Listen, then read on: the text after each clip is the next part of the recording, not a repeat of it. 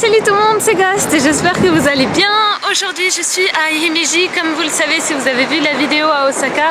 Nonor est parti ce matin très tôt, donc j'en ai profité pour rester une journée de plus puisque j'ai un bus ce soir, c'est un bus de nuit pour rentrer à Tokyo. Du coup, plutôt que de rester à Osaka, je préférais vous emmener à Himeji où il y a un magnifique château que vous pouvez voir directement depuis la gare. Ça m'a pris 1h10 pour venir à Himeji à Osaka. Le billet a coûté à peu près 15 € juste l'aller, un peu moins même. Je dirais plutôt 12 €. Donc franchement ça vaut le coup de venir, surtout que comme vous avez vu il y a un château, il est pas très loin de la gare et tous les points touristiques à voir sont vraiment autour du château. Donc ça c'est plutôt cool. Et d'après ce que j'ai vu en fait le château à l'intérieur est exactement comme il était à l'époque, c'est-à-dire que comme celui de Matsumoto, on peut rentrer dedans et voir comment c'était en fait et comment les samouraïs se déplaçaient dedans, parce que vous verrez, j'espère, les escaliers étaient quand même assez difficiles à monter, surtout pour des samouraïs en armure. Mais bon, je vous en dis pas plus, on va aller tout de suite au château.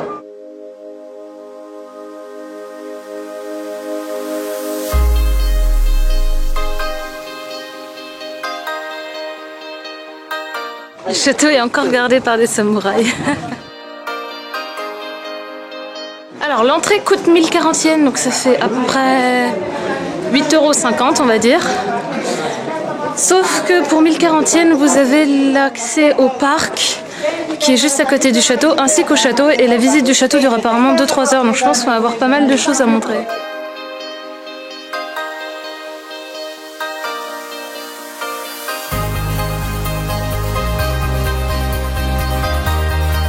Bon, l'ascension commence. Je sais pas si vous en rendez compte en fait, mais c'est juste super raide et les marches sont toutes petites.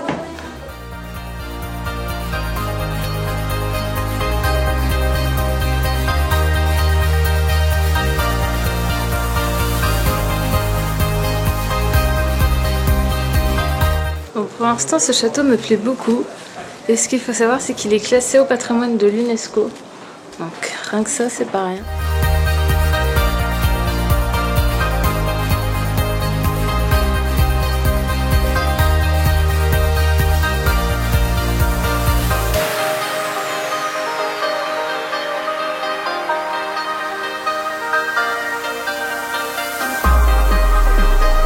Je sais pas si vous avez remarqué, mais il y a ce genre de truc absolument partout en fait dans le château. Et c'est tout simplement là où étaient rangées les armes, que ce soit les épées, les fusils, les arbalètes, bref, toutes les armes étaient déposées ici. Et donc finalement, en fait, le château était entièrement rempli, enfin les murs du château étaient entièrement remplis d'armes. Ça devait être quand même trop stylé.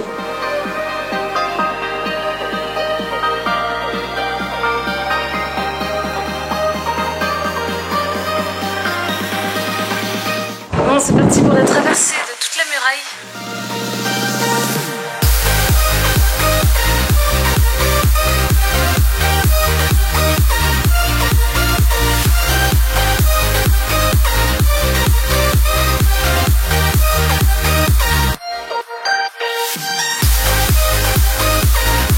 Bon, la visite du château étant terminée, on va maintenant aller au parc qui est juste en dessous et dont j'ai l'entrée gratuite puisque j'ai pris le billet à 1040 yens.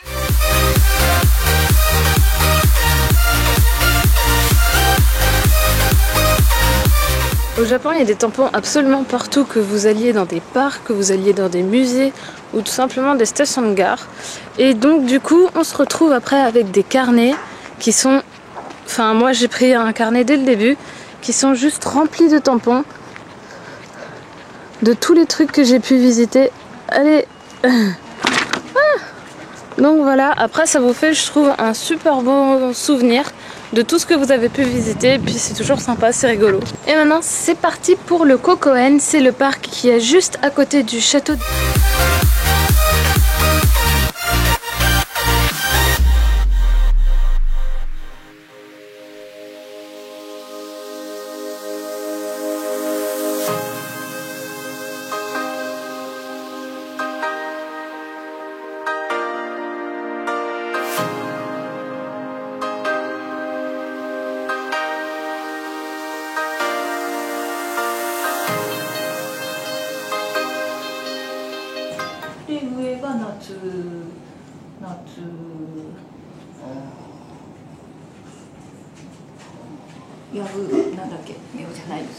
D'abord, on mange toujours le gâteau parce que c'est sucré et que le thé est très amer. Donc comme ça, on a encore le goût du sucré dans la bouche.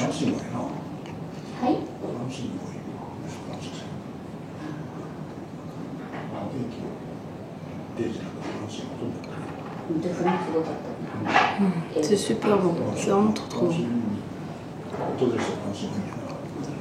Ah, et voilà à quoi ça ressemble. J'adore le thé matcha comme ça, parce qu'il est amer, mais ça n'a rien à voir en fait avec tous les autres thés, c'est vraiment trop bon, moi j'adore. Et voilà. Alors le salon de thé japonais est ouvert de 10h du matin à 4h du soir, de l'après-midi plutôt, et ça coûte 500 yens.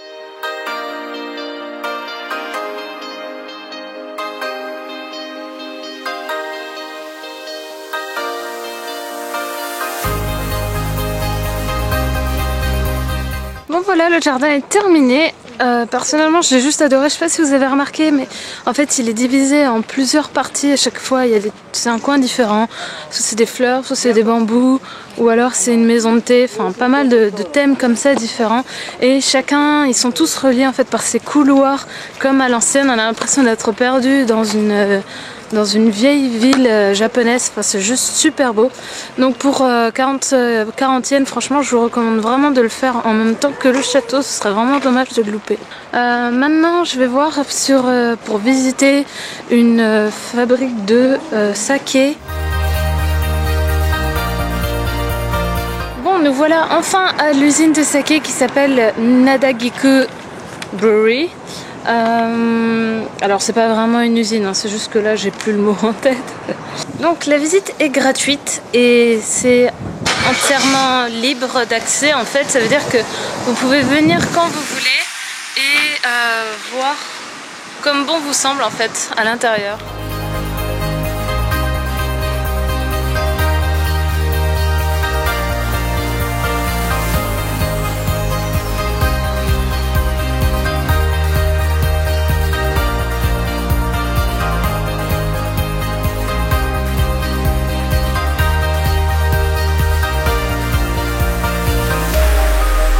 Bon, puisqu'il n'y a pas de guide, c'est moi qui vais vous le faire.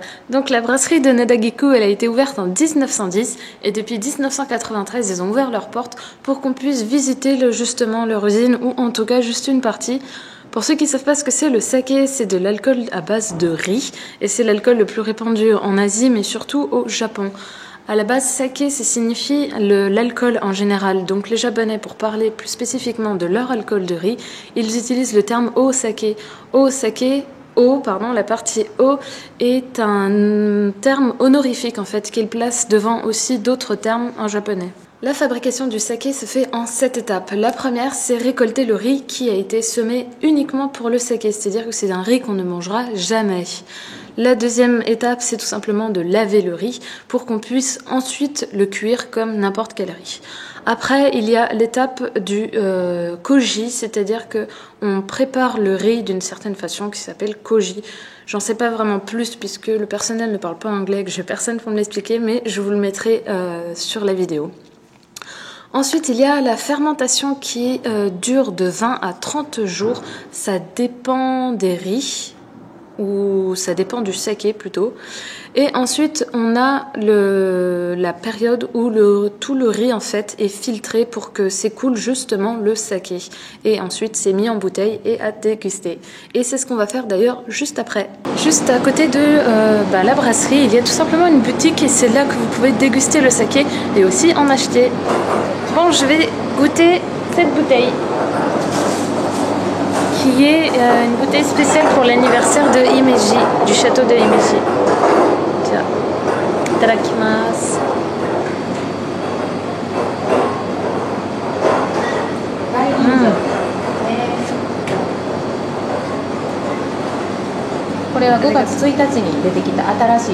Ah, so desu ka.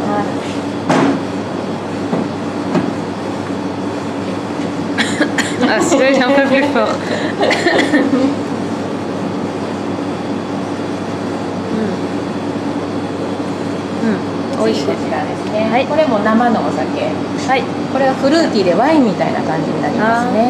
Apparemment celui-là c'est comme du vin, c'est assez fruité. C'est vrai que ça sent.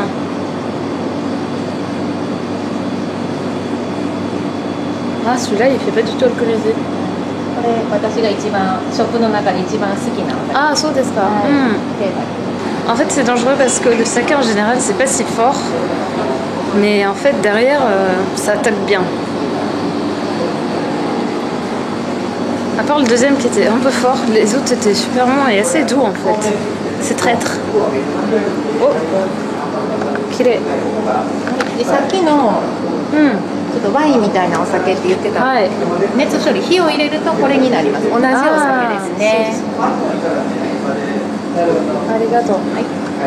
Donc là apparemment c'est un autre qui est un peu comme celui de juste avant, légèrement fruité. Oh, oishi. 味がね変わると思います。はい。これは女性に一番人気になりますね。Celui-là est super sucré apparemment et c'est celui que préfèrent les femmes.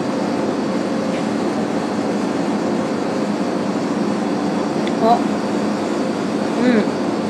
辛い方が好きですね。C'est vrai qu'il est pas mal. Je vais finir sous là à la fin de la vidéo. あとね珍しいお酒で36度のお酒ですね。Waouh, celui-là il va être fort. はい。C'est bon ça. Tsuyoi. Ouais. 日本で3人しか作れない珍しいお酒です。 Apparemment c'est assez rare. Donc on va voir ce que ça donne. Ah, il y a du glaçon. ロックで飲んでください。はい。ゆっくりゆっくり飲んでくださいね。はい。もうとっても甘いです。あ、そうですか。はい。ちょっとシロップみたいな。ワオ。甘いですか、強い。これね、1時間後に足元から酔っ払ってくるので、結構危険なお酒です。Celui-là est très dangereux. アイスクリームにかけると美味しいです。Ah, sur la glace apparemment c'est super bon aussi. C'est vrai que c'est super doux. Oishi desu ka? Bunai. 後でね、眠たくなってきます。そうですね。Petit bilan pendant que je suis encore en état. Ils ont tous un goût très différent. Vraiment tous. Il y en a qui sont plutôt secs, d'autres qui sont plutôt doux, d'autres qui sont très forts et d'autres qui ne le sont pas, en fait, qu'on sent pas du tout l'alcool. En tout cas, rien que pour ça, rien que pour la petite visite, même s'il n'y a personne pour vous expliquer, donc à la limite ça peut être mieux si vous avez un guide ou quelque chose pour comprendre à peu près ce que vous regardez. Donc pour cette visite quand même qui est gratuite et pour la dégustation, je trouve ça vraiment cool. Le bus que j'ai choisi, c'est le Wheeler, c'est la compagnie Wheeler tout simplement, qui est la plus répandue au Japon.